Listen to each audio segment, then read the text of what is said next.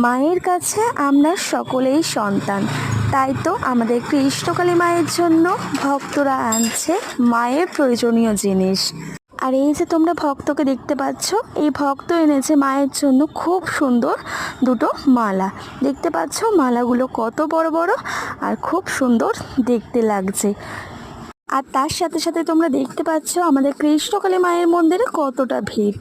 আর আজও কিন্তু একটা বাচ্চা উপকার পেয়েছে, মায়ের কৃপা পেয়েছে, একটু পরেই তোমরা দেখতে পাবে। এক্ষুনি মঙ্গলা মা সেই ভক্তের সঙ্গে কথা বলবে। তোমরা দেখতে পাচ্ছ মঙ্গলা মায়ের সামনেই আছে। এবার মঙ্গলা মা সেই ভক্তর সঙ্গে কথা বলবে যে মায়ের উপকার পেয়েছে।